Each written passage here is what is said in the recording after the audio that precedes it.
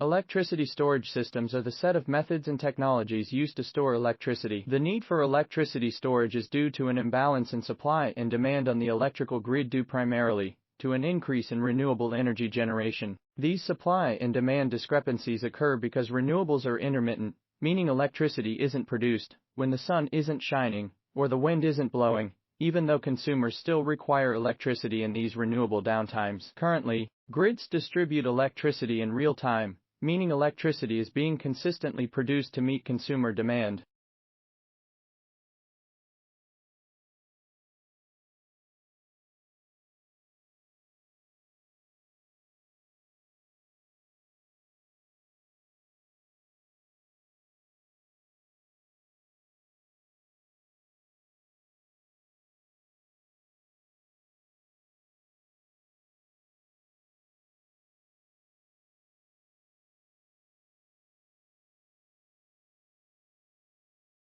This is why I am able to enjoy Beethoven's magnificent creations.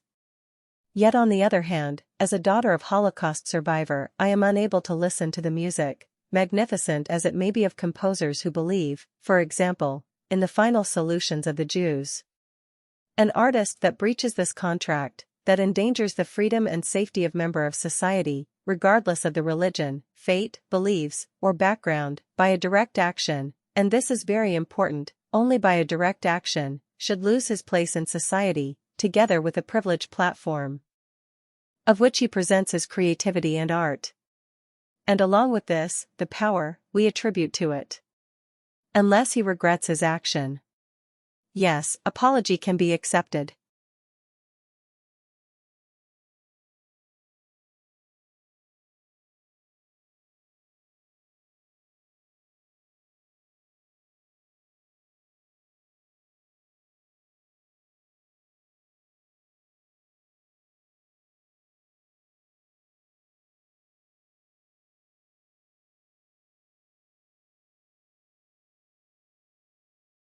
Electricity storage gives grid operators the flexibility to use electricity that otherwise would be wasted. This grid flexibility is highly sought after and has the potential to transform how we produce and consume electricity, and is therefore being widely researched and tested. There are many different forms of electricity storage, the most common being battery, pumped hydro, compressed air, and flywheel. Currently, the largest challenges in implementing electricity storage at the grid scale are the cost and the infancy of the technology that's electricity storage.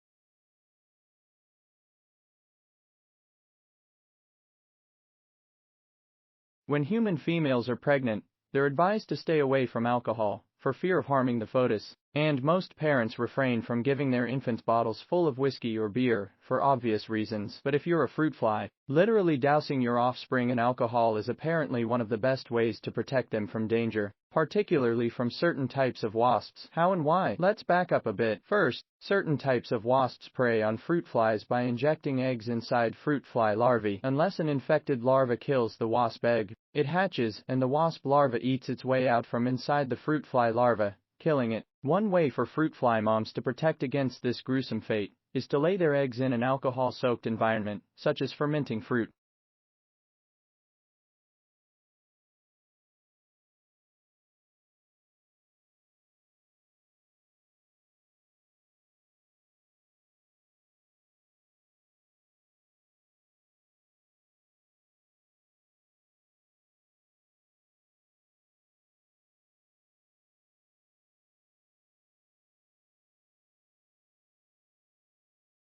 Electricity is the physical flow of electrons, referred to as an electrical current. Electricity is an energy carrier that efficiently delivers the energy found in primary sources to end users, who in turn convert it into energy services. Electricity can be created in three main ways. The most common is through electromagnetic conversion, where electricity is generated by moving an electric conductor, like wires, inside magnetic field. The most practical example of this is a generator connected to a turbine. The turbine provides the motion required to move the conductor in the generator. This energy for motion can come from various technologies.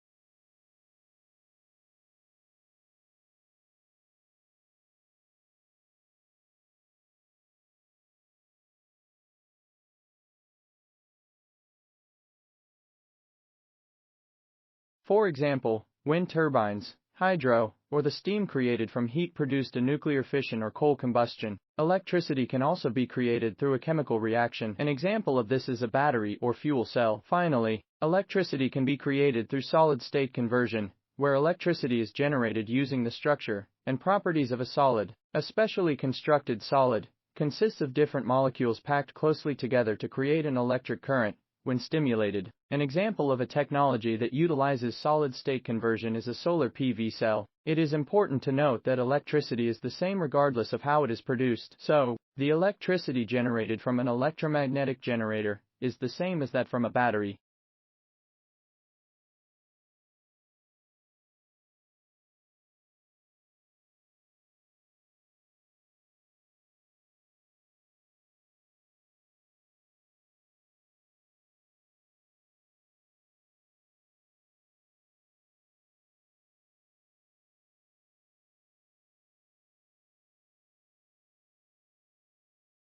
We appear to take it as a rule, or as a law of nature, that each species is adapted to the climate of its own home. For example, species from the Arctic, or even a temperate region, could not survive in a tropical climate, nor could a tropical species last long if it found itself at the South Pole. But it is true to say there's too much emphasis placed on the degree of adaptation of species to the climates where they live. We assume that this adaptation, if all species are descended from a single form, must have taken place over millions of years. Yet a large number of plants and animals brought from different countries remain perfectly healthy in their new home.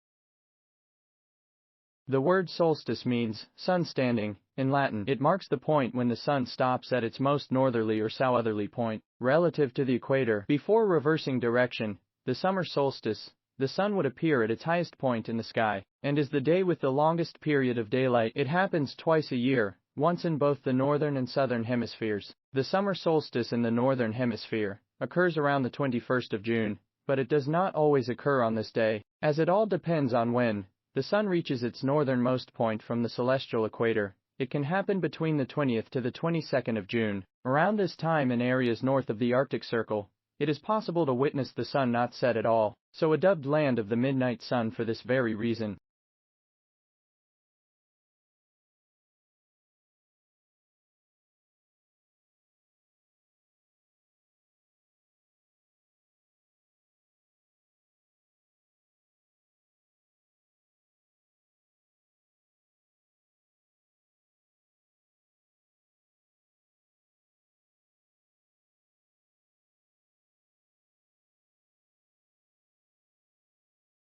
This occurs because the Earth's rotational axis is tilted. The Earth rotates around an axis inclined at an angle of 23.5 degrees in relation to its orbital plane around the Sun. It is this tilt that gives us our seasons. Summer occurs in the hemisphere that is tilted towards the Sun, whilst winter falls on the hemisphere that is tilted away from the Sun. A sea breeze is an onshore breeze, which develops around the coastlines of sea and even large lakes on warm days. In mid-latitudes, it commonly occurs during the spring and summer. This is when there is a large temperature difference between the sea and adjacent land areas. A sea breeze is a thermally driven circulation, forming due to the fact that the land heats up more quickly than the sea.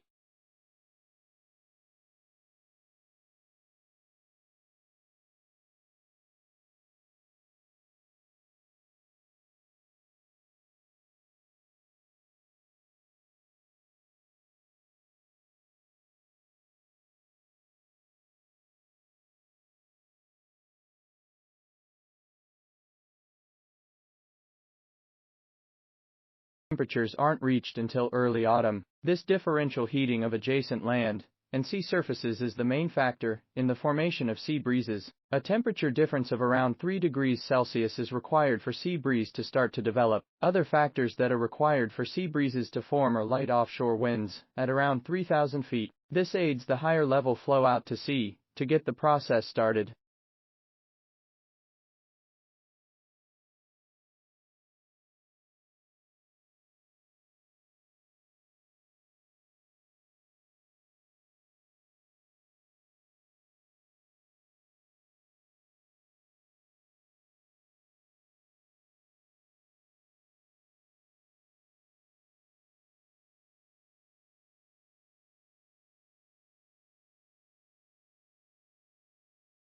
The preservation of embryos and juveniles is a rare occurrence in the fossil record. The tiny, delicate skeletons are usually scattered by scavengers or destroyed by weathering before they can be fossilized. Ichthyosaurs had a higher chance of being preserved than did terrestrial creatures because, as marine animals, they tended to live in environments less subject to erosion. Still, their fossilization required a suite of factors: a slow rate of decay of soft tissues, little scavenging by other animals, a lack of swift currents and waves to jumble and carry away small bones, and fairly rapid burial. Given these factors, some areas have become a treasury of well-preserved ichthyosaur fossils. The deposits at Holzminden, Germany, present an interesting case for analysis.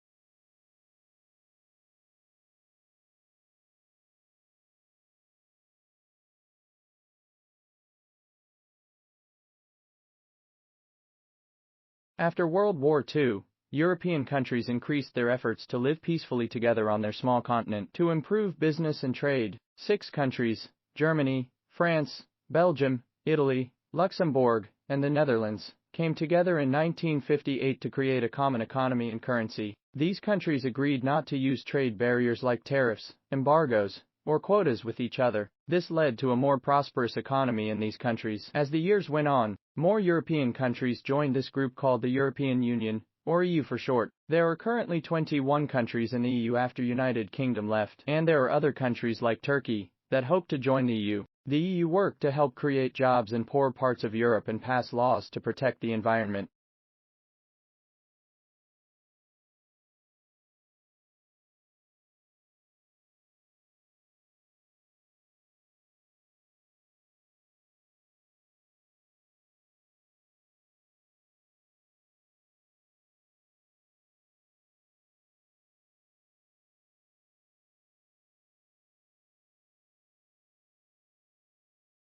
The group or union focused on the idea that all goods, services, people, and money should be able to move freely through the EU countries. Europeans no longer had to carry their passports when traveling between the EU countries. They could instead travel from country to country much like the people in the United States travel from state to state. 43. Sweetened condensed milk is a good ingredient for sweet recipes because of all the added sugar, about 25% by weight. But when sweetened condensed milk was invented in the 1800s, the original reason for adding sugar to the milk was not for flavor, but for protection against spoilage. And it works. Even after you open the can, sweetened condensed milk keeps longer than fresh milk. That added sugar kills bacteria that would otherwise digest the milk and spoil it.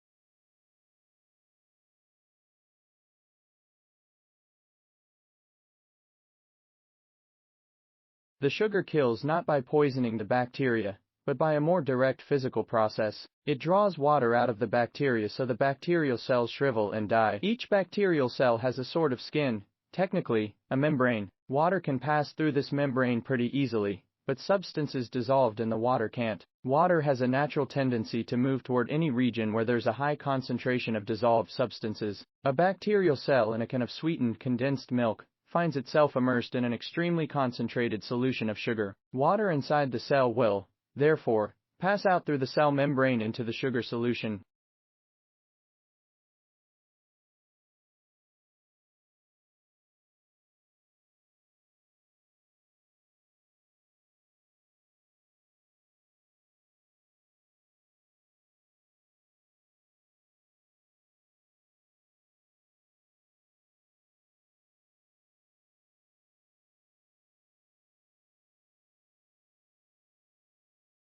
English, as you have already read, is not a pure language. I don't think there really are any pure languages in the world, but English is definitely not a pure language. English, in fact, has borrowed from over 350 languages in its history. So, it's a variety of many languages. Some people say it's like a dog, a mongrel dog, a dog that has been made up of many different dogs. The English language is like that. By looking at the history of the English language, we learn about the history of the English people. The two things are closely connected. So, in fact, today we are not only learning about language but we are learning about history. The fact that English has borrowed words from over 350 languages has been viewed differently throughout history. So, for example, in Shakespeare's time people were very angry about words, which were not, they thought, original English words, words which came from other languages. They didn't like them.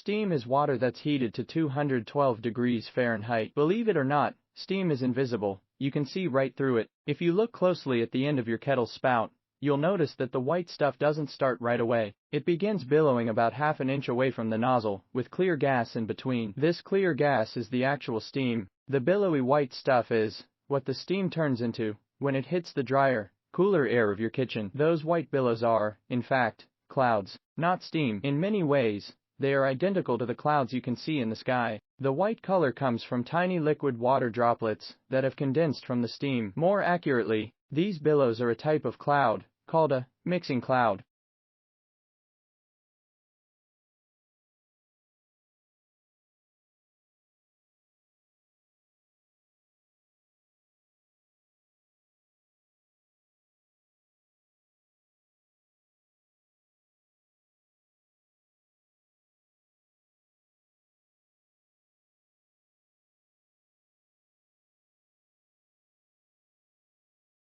But what are the dangers of keeping these drugs at home? There are a number of dangers. Parents should know that leftover drugs are dangerous because they may be accidentally ingested by children. Either adults don't keep the bottles properly closed and stored, or because even many kids can sometimes open child-proof lids. Patients may use the drugs after their expiration date. The leftover drugs may be taken for the wrong reasons. For example, someone may have a viral infection and self-prescribe to leftover antimicrobial that was prescribed for a bacterial infection, but that drug will have no effect as the viral infections. Drugs that are left over might be given to or taken by someone else who may have a serious allergy to the medicine, and who for that reason would not be prescribed to medicine under the supervision of a physician. Finally, inappropriate use of drugs promotes drug resistance if the drug is taken for the wrong indication, the wrong duration, or in the wrong dosage.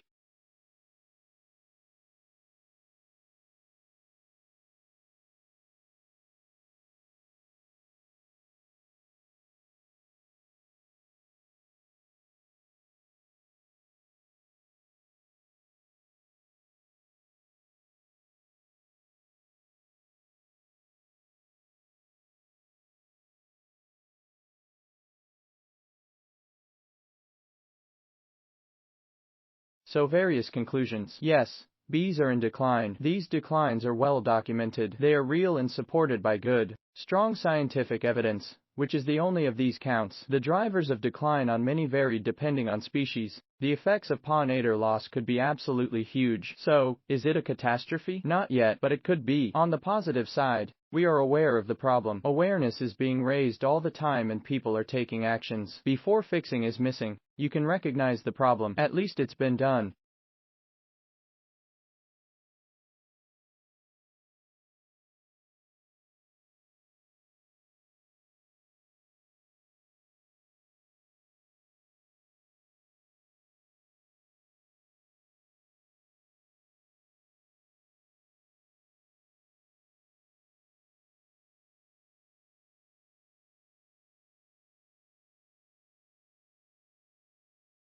Today, we'll discuss about abstraction, commonly known as description. There are two methods of description. These are symbolic language and body language. The abstraction is an important part for developing a computer. This is originated from the symbolic system and the computer system. The origin of symbolic system was developed when people try to communicate with each other. The symbolic language took communication to wider people in popularity group. The other part of abstraction is the body language. People accepted body language as well. The physical movement facilitates the development of sign language, which popularly became hand words.